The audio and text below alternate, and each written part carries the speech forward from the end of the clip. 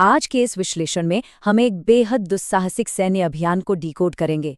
हम ऑपरेशन सर्प विनाश के उन चौंकाने वाले सामरिक पैतरों को समझेंगे और देखेंगे कि कैसे भारतीय सेना ने 12,000 फीट की ऊंचाई पर बने एक विशाल और पूरी तरह से छिपे हुए आतंकी किले को हमेशा के लिए नेस्तनाबूद कर दिया। तो चलिए सीधे इस रहस्य में उतरते हैं। बात कुछ यूं है कि कई सालों तक पुंछ और राजौरी के इलाकों में सेना के जवानों पर लगातार छिपकर घातक हमले हो रहे थे।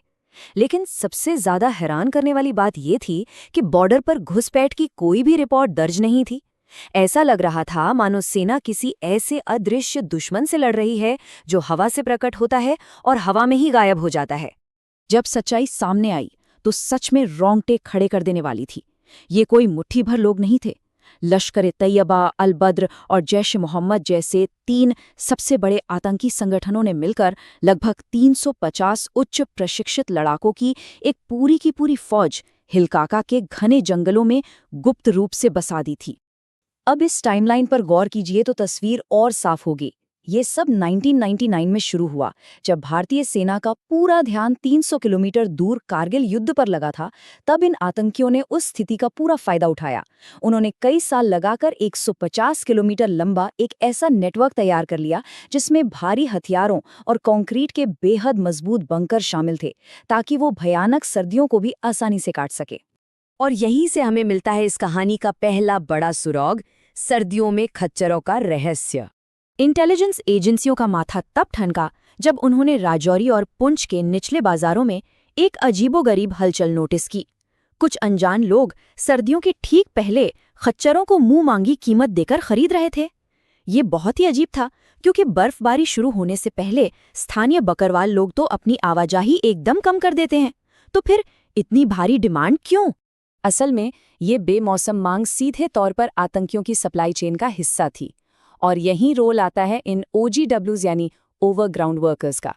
ये वो लोग हैं जो आम नागरिकों के भेष में बेखौफ होकर बाजारों से सीमेंट, दवाइयाँ और राशन खरीदते थे, ताकि किसी को जरा भी शक ना हो और ऊपर बैठे आतंकियों तक रसद पहुंचती रहे।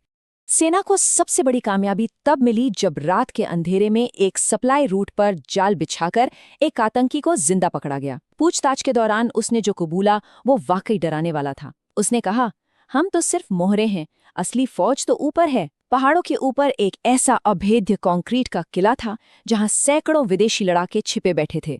इस एक कबूलनामे से शुरू हुई उस छिपे हुए किले की मैपिंग। 12,000 फीट की ऊंचाई पर सफेद पैराशूट और मिट्टी से ढके बंकरों को खोजना जैसे भूसे में सुई ढूंढना था। लेकिन चीता और चेतक हेलीकॉप्टर्स के पायलट्स ने वो कर दिखाया। उनकी पैनी नजरों ने 2 बहुत बड़ी गलतियां पकड़ लीं। पहली, वीराने की तरफ जाते हुए पैरों के निशान, और दूसरी, अंडरग्राउंड बंकरों के अंदर जलने वाले कश्मीरी हीटरों यानी बुखारी की गर्मी से पिघलती हुई बर्फ और निकलता हुआ धुआं। टारगेट मिल चुका था, लेकिन सीधा हमला मुमकिन नहीं था। इसलिए सेना ने एक बेहद शानदार चकमा देने वाली डिकॉय स्ट्रैटेजी तैयार की। मेजर जनरल हरिदेव सिंह लिंदर के सामने सबसे बड़ी चुनौती ये थी कि बिना सड़क वाले इस दुर्गम इलाके में इतने बड़े ऑपरेशन की तैयारी कैसे हो। तो 9 पैरा SF के कमांडोज ने खामोशी से GPS कोऑर्डिनेट्स निकाले और फिर रातों रात 3 आपातकालीन हेलीपैड और 20 किलोमीटर लंबे सप्लाई ट्रैक बनाए गए, वो भी बिल्कुल आतंकियों की नाक के नीचे। अब जरा इसे देखिए, ये वाकई में एक साइकोलॉजिकल मास्टर स्ट्रोक था। इतने भारी कंस्ट्रक्शन की भनक आतंकियों को ना लगे, इसके लिए सेना ने जानबूझकर रेडियो पर फर्जी मैसेज भेजे। आतंकी ये सोचकर खुश होते रहे कि सेना कहीं बहुत दूर सड़क बना रही है, जबकि हकीकत में मौत का पूरा सामान ठीक उनके पास ही तैयार हो रहा था। जब मौत का जाल पूरी तरह बिछ गया, तब वक्त आया ऑपरेशन सर्प विनाश को अंजाम देने का। मई 2003 की उस सुबह 5:30 बजे का वक्त। आसमान से Mi-17 हेलीकॉप्टर्स गरजे और उन्होंने सीधे बंकरों की छतों पर सटीक रॉकेट दागने शुरू कर दिए। महज कुछ ही मिनटों में आतंकियों का पूरा कम्युनिकेशन और कमांड स्ट्रक्चर ताश के पत्तों की तरह ढह गया। जैसे ही आतंकियों ने घबराकर अपनी भारी मशीन गनों से आसमान की तरफ फायरिंग शुरू की, जमीन पर पहले से घात लगाए बैठे 9 पैरा SF के कमांडोज ने 84mm रॉकेट लॉन्चरों से उन कंक्रीट बंकरों को हमेशा के लिए शांत कर दिया। जो बाहर भागा वो वहीं ढेर हो गया। लीडरशिप खत्म हो चुकी थी। खौफ में आतंकी अपना भारी सामान छोड़कर पीर पंजाल के बर्फ से ढके दर्रों की तरफ भागे, लेकिन वो सीधे सेना के आखिरी जाल में जा गिरे। सफेद बर्फीले पहाड़ों पर पहले से तैनात स्नाइपर्स और ब्लॉकिंग फोर्स के लिए ये भागते हुए आतंकी किसी खुले शिकार से कम नहीं थे।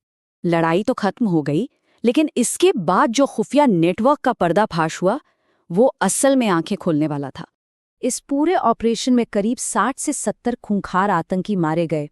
सालों से उस पूरे इलाके पर जो खौफ का साया मंडरा रहा था, वो एक ही झटके में पूरी तरह से साफ हो गया।